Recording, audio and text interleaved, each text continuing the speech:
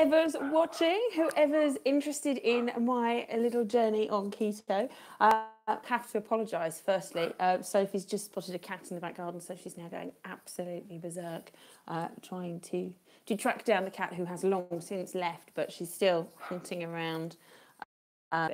Little miniature schnauzer out there going crazy. However, I got so excited this morning by what I discovered about my hands and my feet that I had to jump on and do a live stream once the kids were at school and I'd walk the dog. So I'll just take a swig of water. You never find me without my bottle of water these days. I did mention in my commitment video that one of the things that I was hoping to address was the fact that my hands and my feet, from actually not just my feet but my lower legs from the knee down, were like blocks of ice. And I this morning with toes for the first time in I have no idea how long, 40 odd years. It's insane. My hands are warm. They're not boiling. They're not going to heat anyone up, but they are warm. And it's bizarre. I mean, normally what would happen is that my kids would be running away screaming, "Don't touch me, mum." If I wake them up first thing in the morning, they know that I'm going to go on full on with cold hands. I don't need to go get a wet flannel if they need to wake up. I just put my hands on them and they just shriek, scream, "It's too cold, get them off." And yeah, you know, anything from the shin down is absolutely ice, and it just isn't now. And also something else I noticed, which was quite weird, although looking into it now, it's to do with it's all to do with the movement of blood and everything around your body.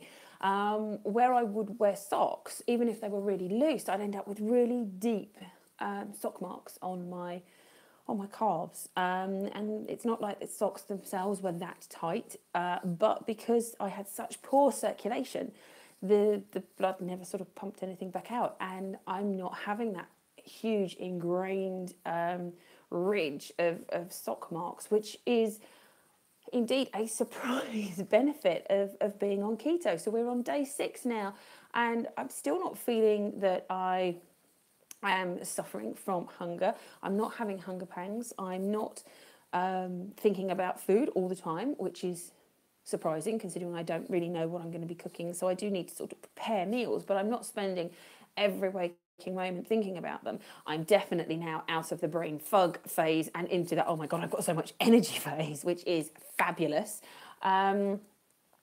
And I have lost a ridiculous amount of weight. Not that it's really showing anywhere, but I can notice it in my hands. And I don't know whether I can show you this, but you can actually see through, hello, you can actually see through my fingers. And before I did the diet, before I started, so last week, I couldn't see through my fingers. They were just solid. There was no gap. There was no light that you could see. And, you know, you can definitely see through them now, which is quite remarkable. And I use my hands a lot, so it's not like they weren't getting any use because I knit and crochet and design and type, and I'm using my hands and looking at my hands all the time. Oh, and the other thing that I've noticed is that instead of my hands being really, really dry, I mean, we are coming to the end of winter, so this is when my hands would be at their worst, and I would have to moisturise them many times a day, especially as I don't have a dishwasher. When I refitted the kitchen, I took the decision not to include a dishwasher, so I am plunging my hands in and out of laundry detergent every single day, or washing up liquid, not laundry detergent, but in and out of soap suds multiple times every single day. And I used to have to just slather on the hand cream, and I'm just not now. I will be using some hand cream today just because I fancy it, but I don't have to in the way that I'll dry my hands. They'd look like death. They'd be red raw. They'd be dry and flaky and horrible. And they're just not like that now. They're all smooth, which is just remarkable. So no hand cream at all. That's just how they are. And I have already done some washing up this morning. So, it's not even like they're just fresh out of bed and they haven't been touched and they haven't been used all day. So it's quite remarkable. I was just looking at the clock and it's 9:30. I haven't had any breakfast yet. I'm not hungry. I'm not fancying breakfast. I might have a brunch rather than a breakfast. But yeah, I'm not fussed by food. So that's where I am on day 6. I thought I'd just jump on live and give you an update and let you know my thoughts. And if this is of interest to you, then please carry on watching.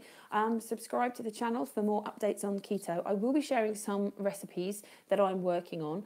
They will be in UK terms, in terms of weights and sizes and amounts, and oven temperatures, because the majority of things that I see are all for the US, they're all for states, and all of those things that we don't measure in cups, we don't use 450 degree ovens. It's it all needs a little bit of translating. So what I'm going to be doing is putting together what I'm cooking, and the temperatures and sizes and weights and measures and things that I use in the UK, so that anybody in the UK who wants to follow along, it will be maybe a little bit easier for you.